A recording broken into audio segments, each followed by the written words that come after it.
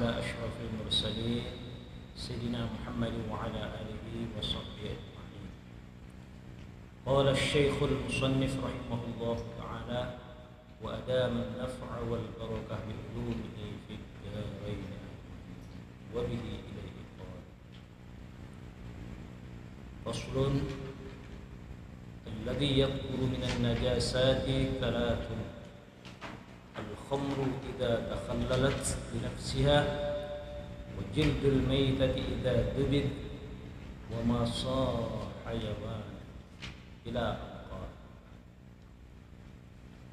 Ikhwan fillah yang dirahmati Allah Subhanahu wa taala.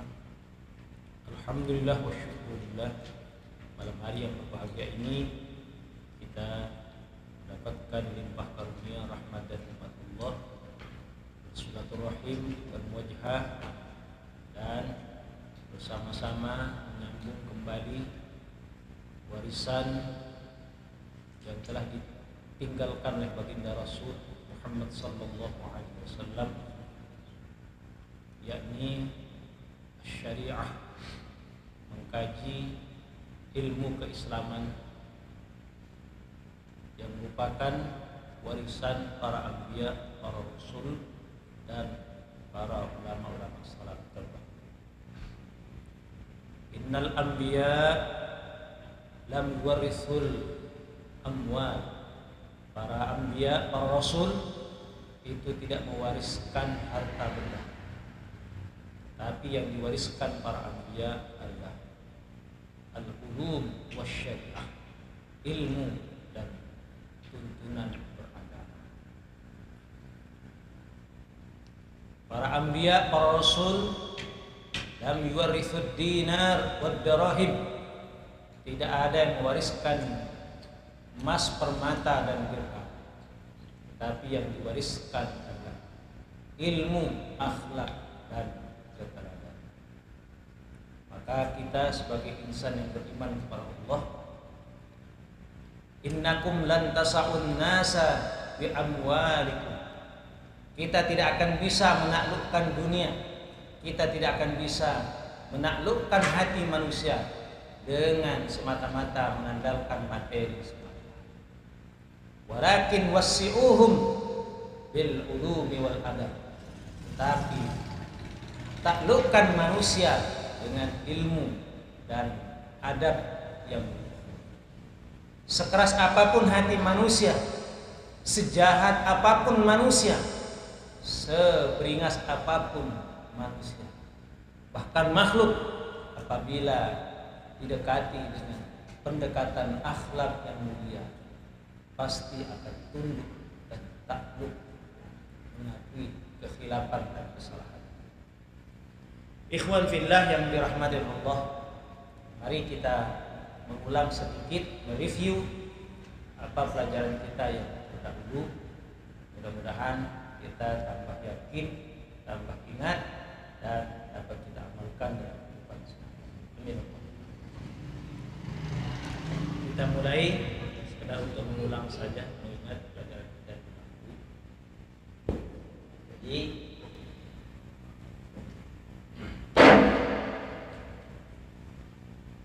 toharah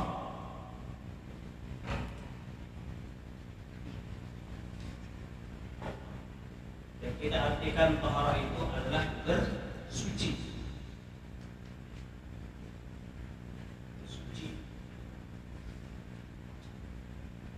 Toharah itu dalam Islam dikenal ada 4. Yang pertama al-wudu, pertama wudu. Kemudian al-ghuslu yang kita artikan dengan mandi. Kemudian yang telah kita pelajari kemarin at-tayammumu.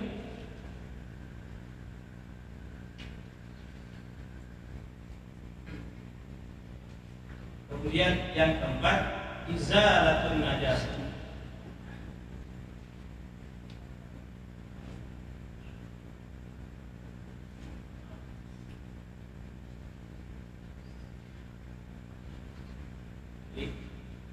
Bersuci dalam Islam, dalam syariat kita, pertama pertama al-wudu, yaitu berwudu.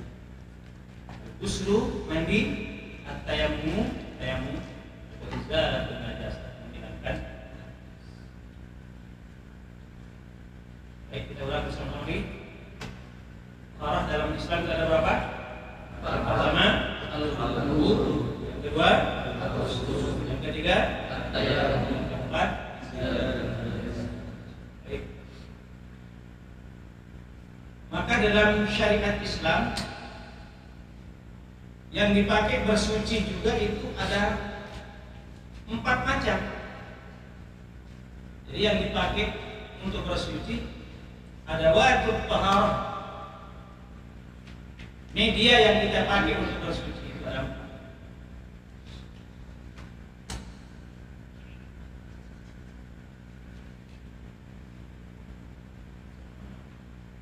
Media yang pertama al-ma'u, air.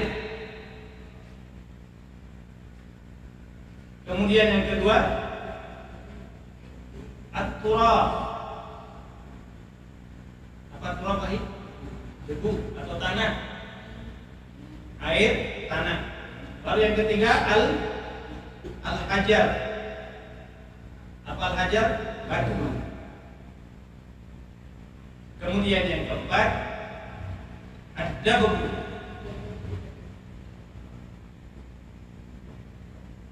Dabu ini adalah alat yang dipakai untuk menyamak. Media atau sesuatu benda yang dipakai untuk menyamak kulit. Ada dalam Islam boleh supaya bangkai tidak 100% menjadi sia-sia, bisa dimanfaatkan minimal kulit.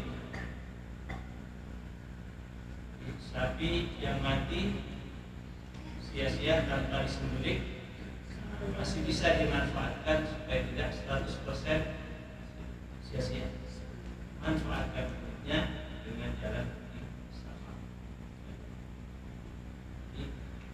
Media air, al-ma'u, kemudian turab, tanah, kemudian al-hajar, batu, dan al-hajar. Itu dapat menyamak kulit. Lagi Allah menciptakan di alam semesta ini media kita untuk bersuci ada berapa?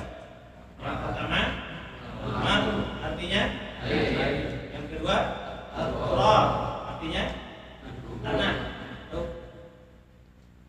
Yang ketiga al-hajar, artinya batu. Yang keempat itu yang di media yang digunakan untuk menyamak. Maka kuasa Allah, air dipakai untuk mensucikan, tidak hanya untuk kebutuhan, tapi lebih dari itu air sebagai media bersuci kepada.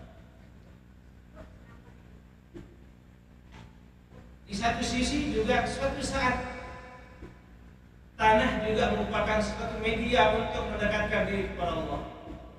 Jadi tidak hanya tanah untuk tempat kita hidup, tempat bercocok tanah, tanah juga media untuk mendekatkan diri kepada Allah dengan jalan doa bersuci.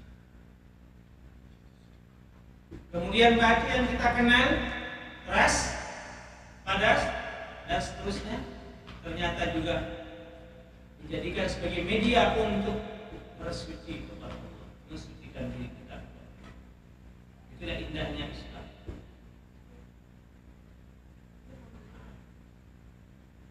Kalau yang air otomatis dari yang 3 ini, dari yang 4 ini, yang air akan kita gunakan di 3. Yang pertama air untuk wudu, jelas. Air kita gunakan untuk wudu. Air kita gunakan untuk mandi. Air kita gunakan untuk menghilangkan.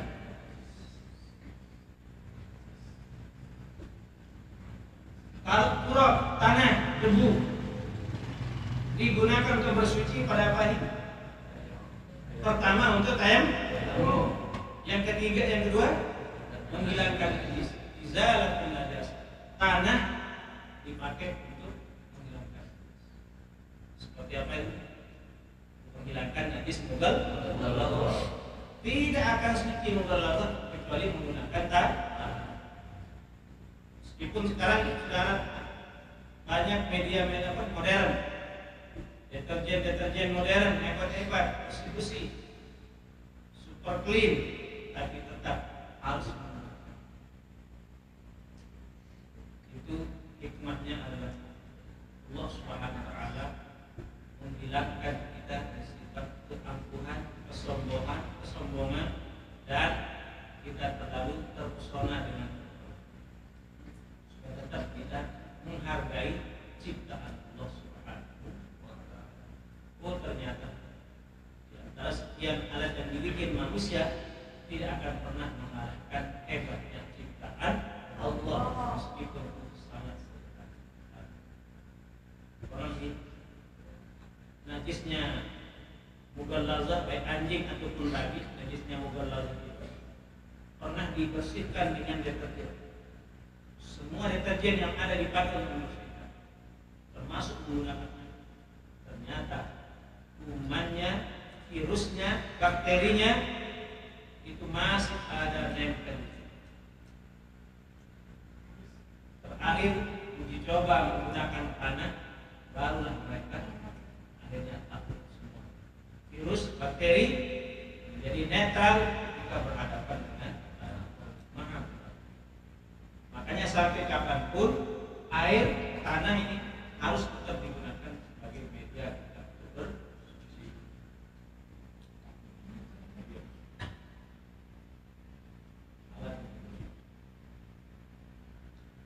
Kemudian al-hajar, batu.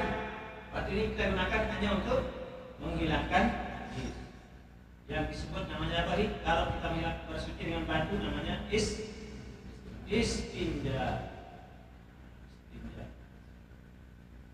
Atau lebih dikenal kalau dipersingkat jadi istijmar. Menggunakan al-jamrah.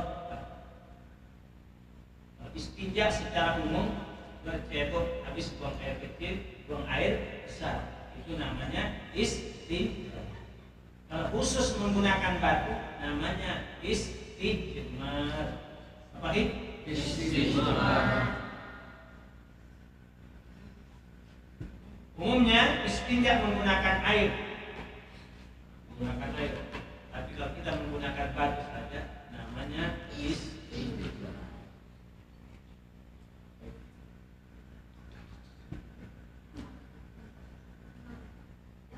Nah, dalam Islam taharah dengan wudu, mandi, tayamum, menghilangkan najis ini adalah taharah zahiriyah, taharah secara lahiriah. Ada yang utama lagi, taharah batiniyah, yaitu suci secara batin. Suci secara batin itu apa? Dari dosa, hilaf, dan bertaubat kepada Allah. Itulah doa kita, innallaha yuhibbut tawwabina wa yuhibbul mutatahhirin. Innallaha, sesungguhnya Allah, yuhibbut tawwabin, cinta kepada hamba-hamba yang bertaubat. Itu adalah taharah, pencucian secara batin. Karena dosa itu tidak nampak. Wa yuhibbul mutatahhirin, dan Allah cinta kepada orang bersuci, bersuci secara zahir yang nyata, dengan wudu, mandi, tayamum, dan hilangkan.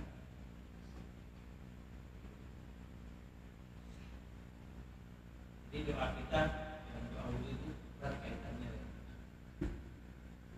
Jadi innallaha yuhibbul tawwabina wa yuhibbul mutatahhirin. Lagi, innallaha yuhibbul tawwabina wa yuhibbul mutatahhirin. Sesungguhnya Allah cinta kepada orang-orang yang bertaubat, suci secara batin. Wa yuhibbul mutatahhirin, dan mencintai orang-orang yang suci secara lahir.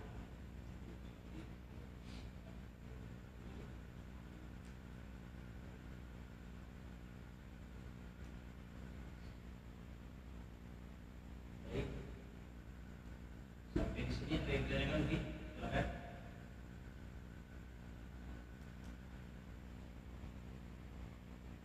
Jadi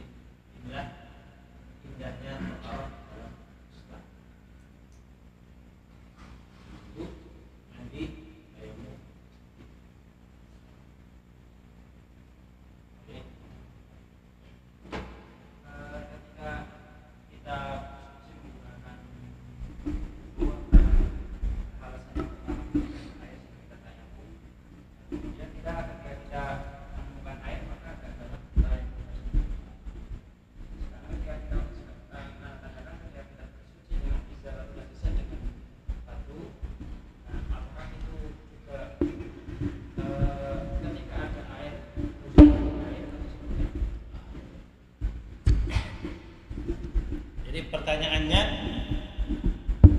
bolehkah kita bersuci menggunakan batu? Ya, sementara air ada. Jadi jawabannya gini. Bersuci itu ada tiga tingkatan. Atau istinja itu ada 3 tingkatan. Yang pertama, ini yang paling afdal. Batu plus air. Sekali lagi, istinja itu ada 3 tingkatan. Yang pertama, batu dulu atau baru air. Atau sekarang dimodernkan, bolehkah kita mengganti batu dengan yang semakna dengan batu? Jawabannya boleh. Mungkin kita menggunakan tisu. Boleh. Ini yang paling afdal. Penduduk Madinah, ahlul Madinah, kaum Ansar dipuji, disanjung oleh Allah karena beliau-beliau bertoharah, bersuci, beristinjanya sebelum menggunakan air, mereka menggunakan batu. Sampai dikabarkan oleh malaikat Jibril melalui Rasulullah, salam Allah kepada penduduk Madinah, mereka diberkahi oleh Allah, dicintai oleh Allah, disayang oleh Allah, karena penduduk Madinah senang bersuci menggunakan batu dulu baru air. Maka perlu juga kita di rumah masing-masing siapkan tisu toilet di rumah. Nah, nomor 2, menggunakan air saja, tidak pakai batu, tidak pakai tisu. Ini nomor 2. Kalau ini yang paling afdal, yang paling utama, paling mulia, paling indah. Menggunakan batu dulu atau tisu baru air. Apa kira-kira hikmahnya nih? Nomor 1, hikmahnya ini luar biasa. Hikmahnya adalah pertama, kita tidak akan langsung kontak dengan najis. Sunnah seminimal mungkin kita jangan langsung kontak dengan najis.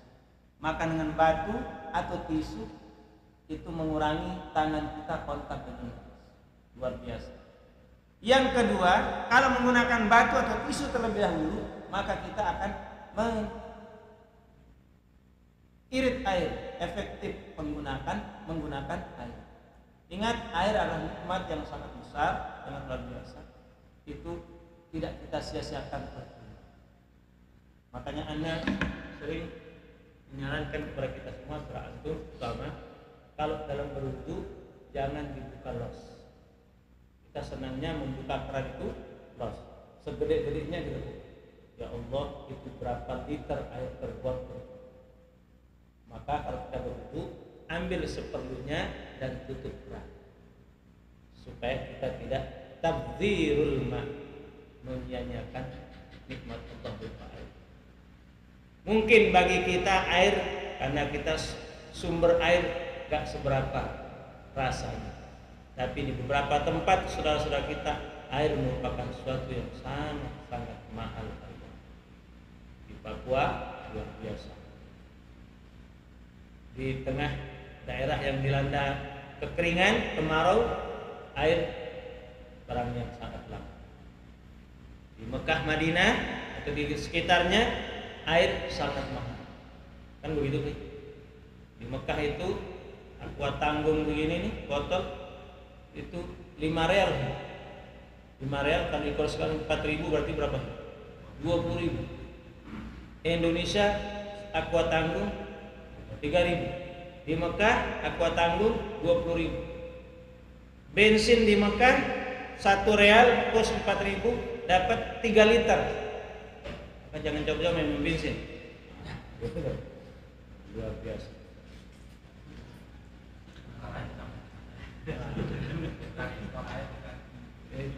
Luar biasa.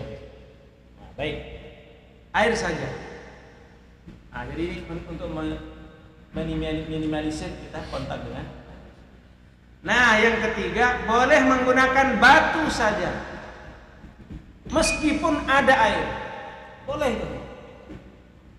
Boleh sah toharah kita menggunakan batu saja, meskipun ada air. Cuma hati-hati, kita yang istinja dengan batu saja atau tisu saja, itu belum 100% najisnya hilang. Maka status najis kita dari ainiyah, najis yang berwujud, menjadi najis hukmiyah, secara hukum saja. Secara bendanya, materinya, ainnya udah tidak ada najisnya.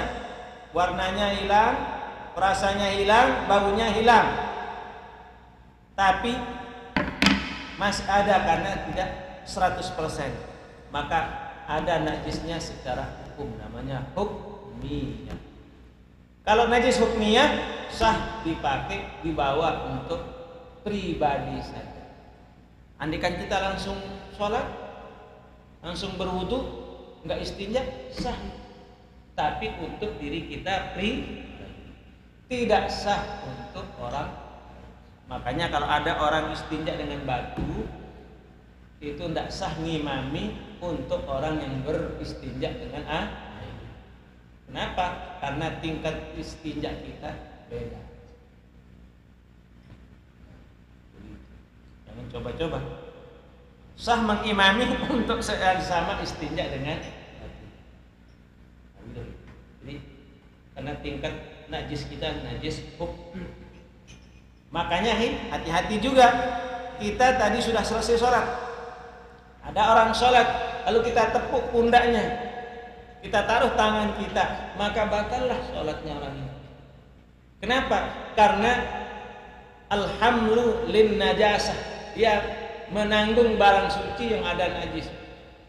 Badan kita suci, tangan kita suci, tapi ada yang najis di sekitar dubur kita atau kelamin kita, najis hukmiyah yang tadi.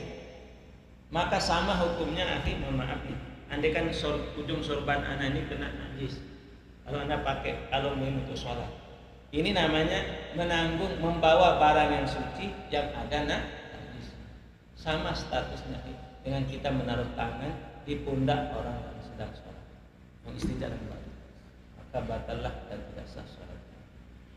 Kenapa? Karena kita membawa najis. Kan dalam diri kita ada najis, oh itu tidak dihitung karena dia sifatnya batin, tidak nampak.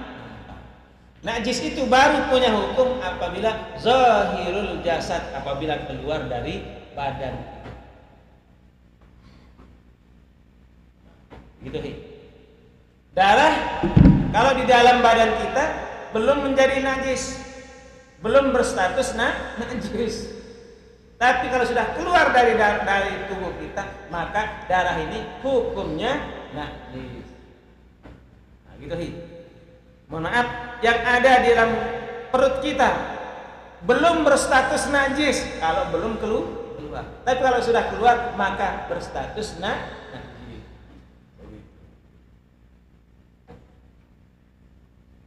Sama menapahi al-qai'u muntah.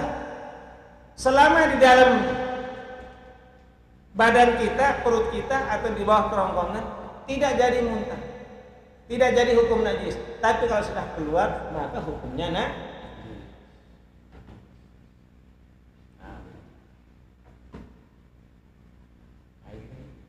Jadi bersuci ada tingkatan. Jadi andai kata kita bersuci dengan batu saja, hukumnya sah. Tidak wajib harus menggunakan air. Cuma itu ada klasifikasi hukumnya. Beda kalau dalam tayamum. Kalau tayamum, karena syaratnya tayamum itu sifatnya adalah thaharah daruriyah, yaitu emergensi saja. Ketika kita bertayamum menggunakan tanah, tidak lama kita menemukan air, maka otomatis tayamum kita adalah batal. Karena tayamum bersifat emergensi.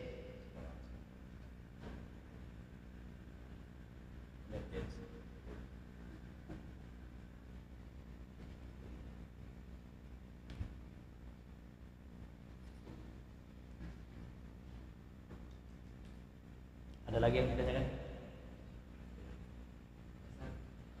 Kembali lagi yang bilang tadi sebelumnya itu bagaimana dengan anak-anak kecil yang sekarang ini kan pakai pampers ya, pakai pampers kemudian kita nggak tahu apakah itu baru diganti atau sudah penuh dan sebagainya, kemudian pada saat ada orang sholat dia memegang atau memeluk, itu apakah juga menanggung najis dan membatalkan sholat orang?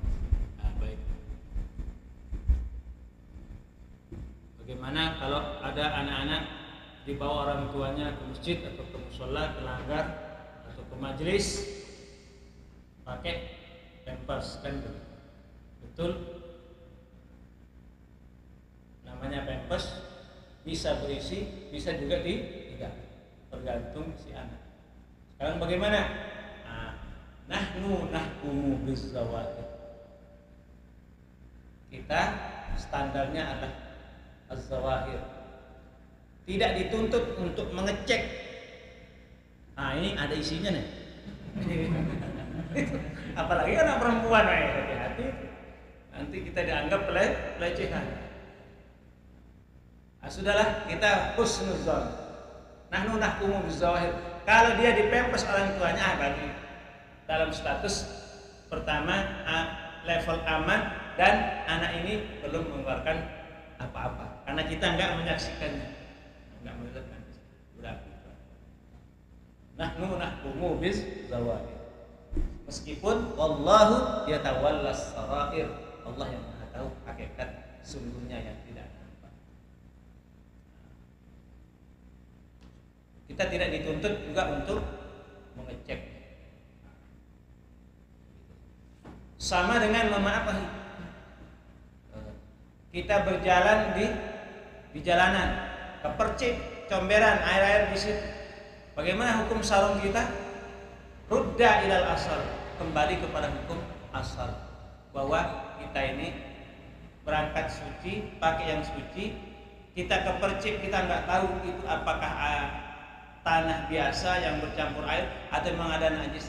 Karena memang kita tidak menyaksikan secara langsung, maka status sarung kita hanya kotor dengan tanah atau air yang kepercik, tidak dengan kotor dengan najis, kecuali nyata kita menyaksikan di situ ada najis.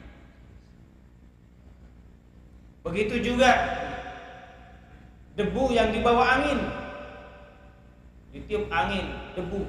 Debu ini bisa jadi isinya tanah, bisa jadi isinya pasir, bisa jadi isinya juga kotoran kering, kan begitu? Kotoran kering. Alhamdulillah kita di sini tidak terlalu banyak makhluk yang mughalazah najis, tapi kalau di beberapa tempat banyak. Nah, itu ma'fu anhu, dimaafkan.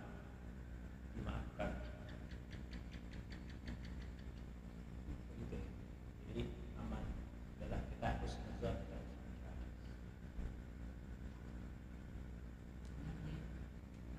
Kalau kita wudu belum selesai, terus buang angin itu kayak apa ya? Ulangi lagi atau? Ya, kita berwudu. Di saat tengah-tengah berwudu, belum kelar, belum selesai, baru pertengahan, kemudian buang angin, atau terjadi hal-hal yang bisa membatalkan wudu kita. Bagaimana? In taqadha wudu'uhu, maka rusaklah apa yang tadi sudah kita basuh, hukumnya rusak. Bukan disebut batal wudunya, karena wudu belum selesai. Cuma in taqadha, merusak.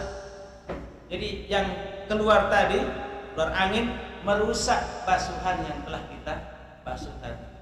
Basuhan muka umpama sudah dibasuh, basuhan tangan sudah dibasuh. Pas kita mengusap kepala, keluar angin. Ini batal wudhu atau batal basuhan hukumnya? Batal basuhan. Basuhan muka kita rusak, basuhan tangan kita rusak. Otomatis bagaimana? Wajib mengulang dari awal. Sebab apa? basuhan tangan itu baru sah, harus dimulai dari sahnya basuhan muka. Basuhan mengusap kepala baru sah, harus sah juga basuhan tangan. Basuhan kaki baru sah, harus sah juga basuhan kepala. Makanya mohon maaf, wudhu itu wajib bertartib. Tartibnya di mana? Muka dulu, baru tangan, kepala dan kaki. Makanya andai kata ada orang, mohon maaf, wudhu, usap muka, kemudian basuh tangan, baru tangan satu keluar angin, maka tidak sah melanjutkan untuk mengusap kepala. Kenapa? Karena basuhan tangan sudah dianggap rusak, basuhan muka sudah dianggap rusak, otomatis tidak sah melanjutkan ke basuhan. Harus mengulang dari awal.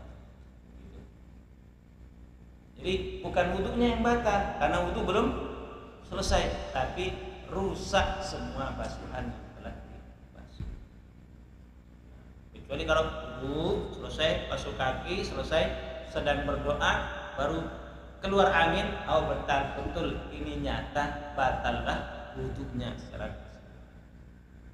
Tapi kalau di tengah-tengah basuh muka, basuh tangan, keluar angin atau kesenggol perempuan yang bukan mahram tanpa lapis, maka tidak boleh melanjutkan ke basuhan itu. Karena apa? Yang pertama tadi, basuhan muka, tangan sudah dianggap rusak. Intak Allah rusak.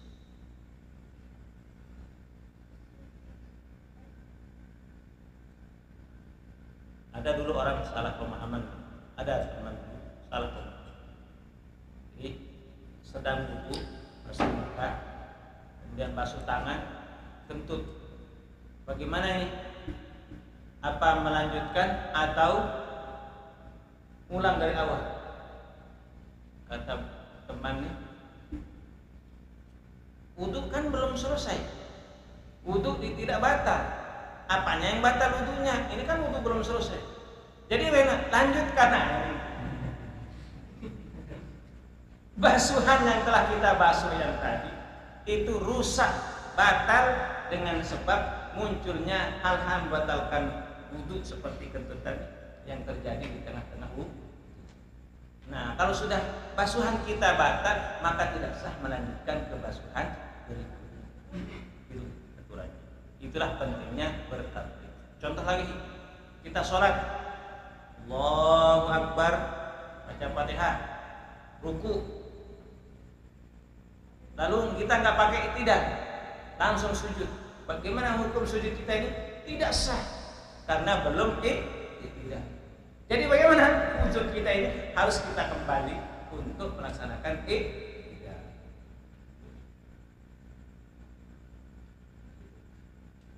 Itulah hikmahnya sholat itu wajib bertartib. Tidak sah dilewati kalau belum bertartib. Sama dengan mohon maaf, Allahu Akbar, lupa baca Fatihah, sudah ruku, iktidal, sujud pertama, baru teringat, yakin belum baca Fatihah. Bagaimana ruku, iktidal, sujud, la yuhsabu, tidak terhitung, tidak dianggap ada. Jadi bagaimana? Harus ulang dari Fatihah. Itu hebatnya hukum tentang tertib itu. Tidak mengesahkan, tidak diterima sebelum sesuai dengan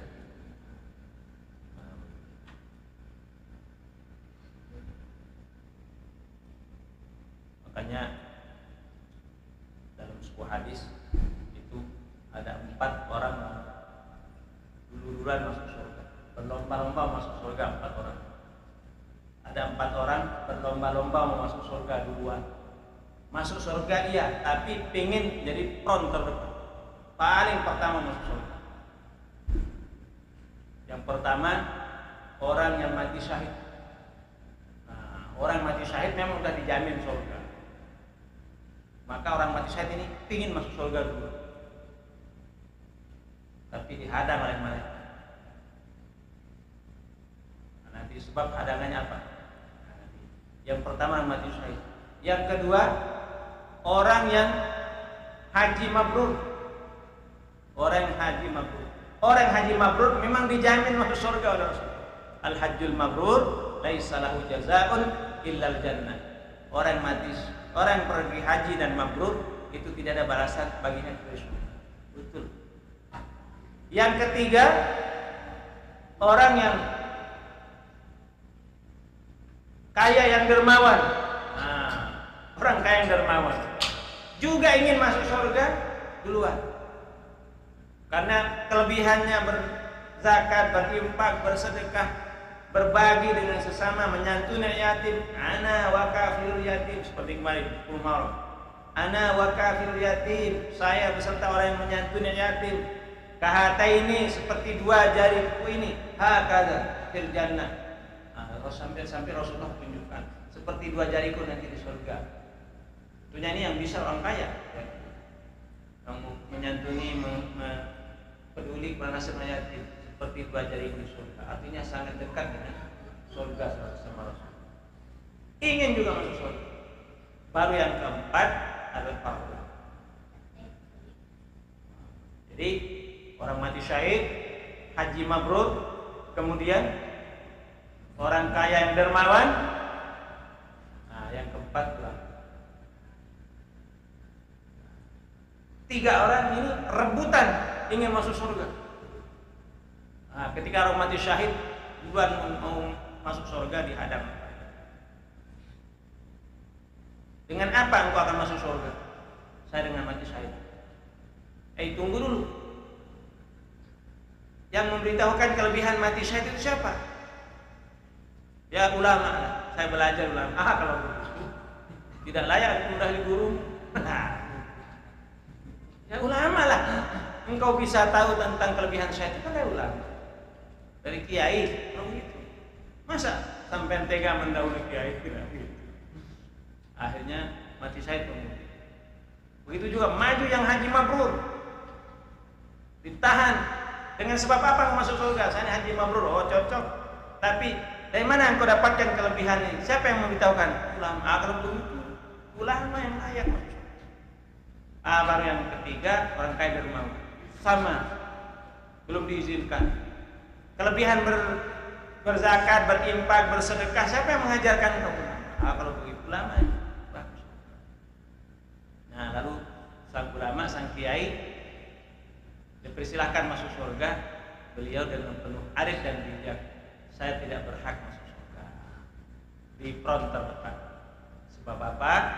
Agama ini kuat karena memang ada orang yang mau mengorbankan nyawanya dengan syahid di jalan Allah. Saya juga malu masuk surga. Kenapa? Karena banyak orang miskin terbantu dengan peran orang kaya yang dermawan. Saya tidak cukup mensejahterakan orang-orang duafa hanya dengan ceramah. Harus dibantu dengan infak dan sedekah. Begitu juga kelebihan berhaji dan umroh, doanya, berkahnya itu memberi syafaat kepada 40 orang. Jadi saya tidak layak untuk masuk surga. Tetapi marilah kita masuk surga secara bersama-sama. Ya, kiai, ulama, ustaz menggandeng 3 orang ini untuk masuk surga bersama-sama. Begitu. Artinya istilah diperlukan kita penguasaan ilmu, penguasaan syariat, penguasaan agama, dan menunjukkan bahwa dengan kita belajar ilmu agama seperti ini, maka kita mewarisi warisan para nabi dan rasul Allah Subhanahu wa taala. Dan maka mulai malam hari ini anak niatkan, kalau dulu anak panggil antum akhi, anak besar keyakinan, besar harapan suatu saat antum menjadi kiai-kiai semua. Amin.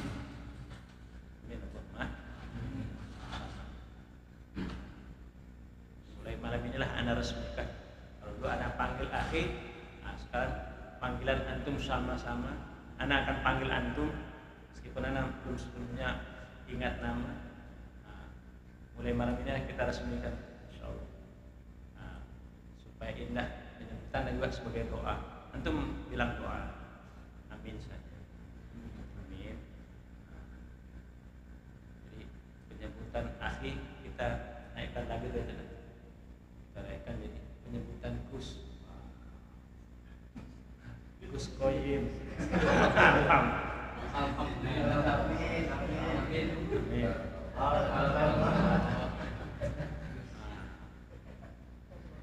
Jadi walaupun sedikit bergurau tapi ada unsur doa khusus intern kita. Terserah orang kalau mau ikut, alhamdulillah. Gus Rahmat cocok aja.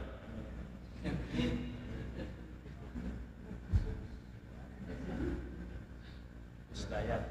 Sekarang bukan akhir lagi, naik peringkat sudah. Sudah saatnya panggil Gus. Bagaimana antum bisa menerima? Insyaallah.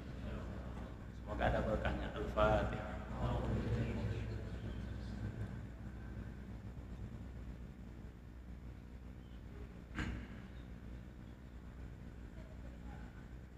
Bagaimana inilah kita resmikan.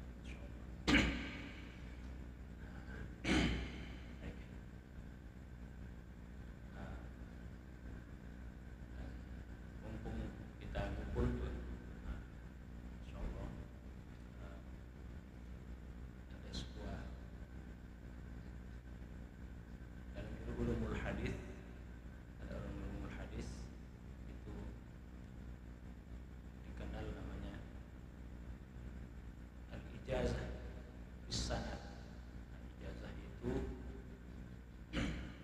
kebolehan kita mengamalkan suatu ilmu, baik itu berasal dari Al-Quran, dari Al-Hadis, baginda Nabi SAW, kemudian dari para sahabat, tabi'in, tabi'in, terus sampai guru-guru kiai kita, sampai kepada yang bersangkutan.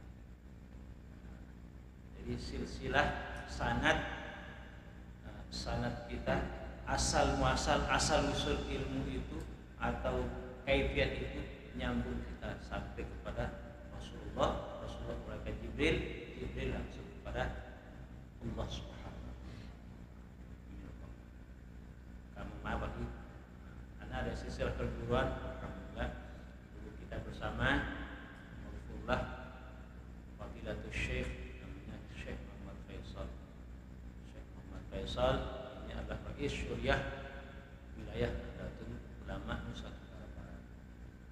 Beliau meneruskan kepemimpinan Nahdlatul Ulama sepeninggal guru beliau namanya Syekh Muhammad Saleh Hambali. Beliau Rais Syuriah NU pertama. Ya. Sepeninggal beliau diwariskan NU kepada beliau guru kita Syekh Muhammad Faisal. Nah, jadi silsilah guruan supaya kita nyambung. Beliau punya silsilah guru termasuk para orang tua beliau namanya Syekh Abdul Hanna. Beliau berguru ke Mekah Syekh Hasan Masyad, Syekh Sayyid Amin Al-Qutbi, Syekh Yasin bin Isa Al-Fadani dan seterusnya. Guru beliau ini punya sanad sampai kepada ya, alhamdulillah, mudah-mudahan sanad kita nyambung kepada Rasulullah sallallahu alaihi wasallam. Baik, mumpung anak ingat, dulu waktu ngaji sama seorang kiai, ada anak diijazahkan. Ini suatu saat bisa antum al-ijazah biwakil yad al-raksi. Ijazah menaruh telapak tangan yang kanan di atas kepala ketika membaca akhir surah Al-Hasyr. Lau anzalna hadzal Qur'an 'ala jabalin ra'aitahu khashi'an mutasaddian min khasyatillah wa tilkal amthal nadribuha lin-nasi la'allahum yatafakkarun. Wallahu alladzi la ilaha illa hu 'alimul ghaibi wasyahadati war-rahmanur rahim. Wallahu alladzi la ilaha illa al-malikul qudus salamul mu'minul muhaiminul 'azizul jabbarul mutakabbir. Subhanallahi amma yusyrikun. Wallahul khaliqul bari'ul musawwir lahul asmaul husna yusabbihu lahu ma fis samawati wal ardh wa huwal 'azizul hakim. Rasulullah sambil meletakkan telapak tangannya di lalu mewariskan itu kepada sahabat sampai kepada nah dulu anak ada seorang kiai mengijazahkan sama anak sekarang antum saya ijazahkan seperti itu seperti yang apa yang anda terima dari kiai. Nah nanti kelebihannya nih setiap antum diminta apa saja, diminta doa, diminta apa untuk keperluan segala hal, misalnya orang kesulitan atau penyembuhan, ada orang melahirkan atau apa, nah, antum doakan seperti itu. Sebagaimana Rasulullah taruh telapak tangan di atas kepala, lalu bacakan akhir surah Al-Hasyr. Lau anzalna.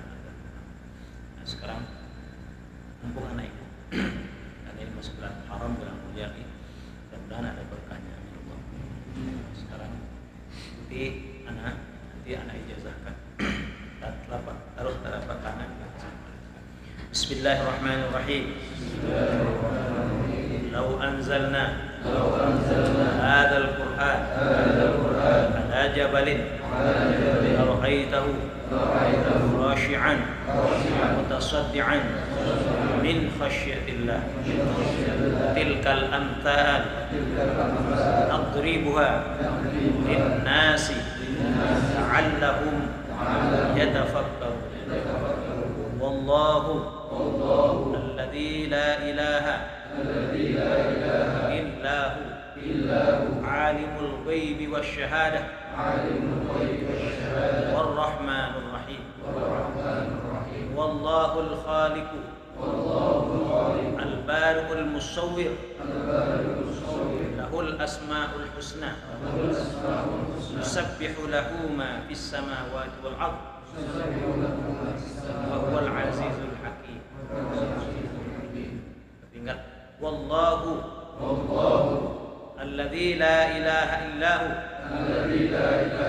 al-malikul quddus as-salamul mu'min al-muhaimin al-aziz al-jabbar al-mutakabbir subhanallahi amma yushrikun wallahul khaliqul bari'u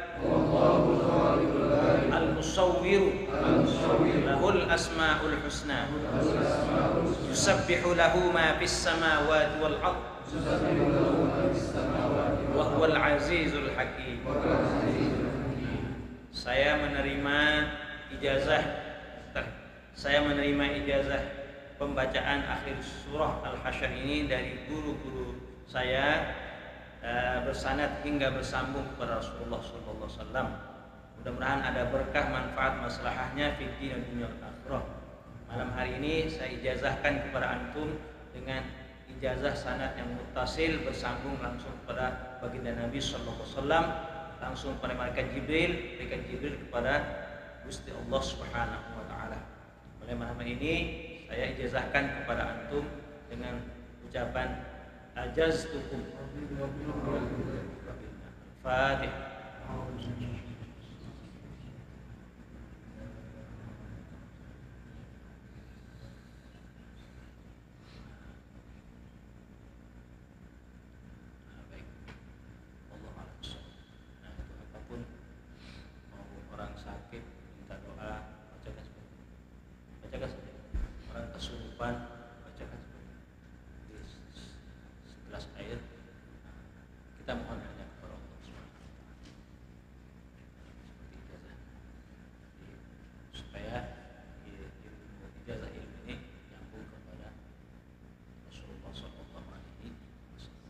Suatu saat kalau antum mengijazahkan ke muridnya seperti itu.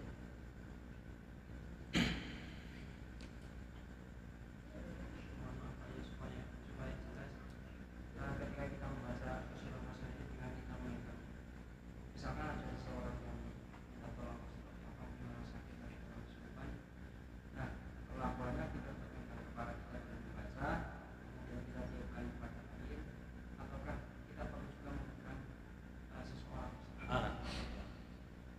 Ya, cukup ijazahnya, itu bentuknya kita memegang kepala sendiri, memegang kepala sendiri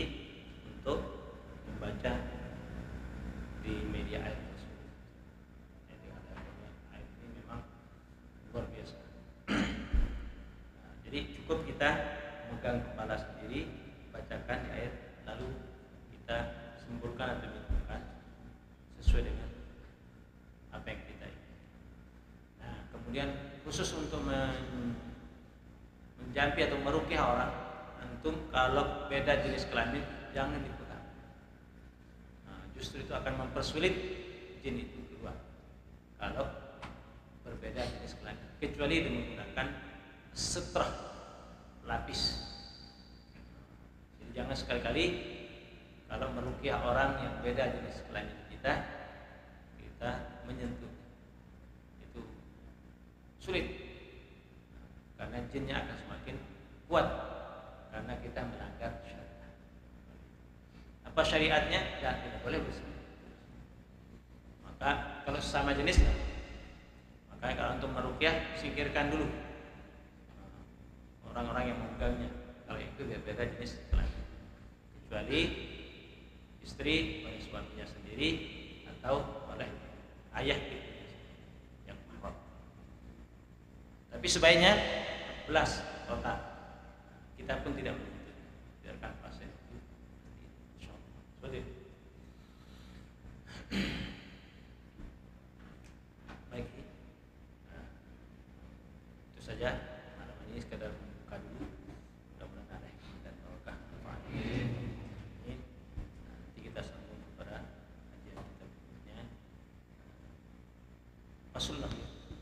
Faslun alladzi yadkhulu minan najasat.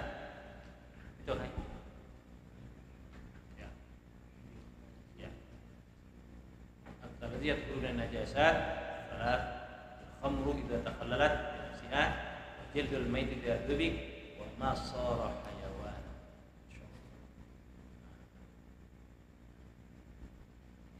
Baik, wallahu a'lam bishawab.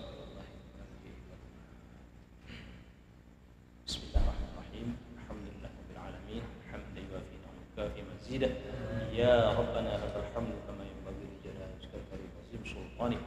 اللهم صل وسلم وبارك على سيدنا محمد وعلى اله وصحبه عدد ما في علم الله صلاة دائمة الى يوم الدين. اللهم افتح علينا ابواب الخير وابواب الرزق والقوة والصحة والعافية والسلامة وابواب النعمة وابواب العافية وابواب العلوم اللدنية برحمتك يا ارحم الراحمين. ربنا اتنا في الدنيا حسنة وفي الآخرة حسنة وقنا عذاب النار. صلى الله وسلم على سيدنا محمد وعلى آله وصحبه وسلم تسليما كثيرا والحمد لله رب العالمين.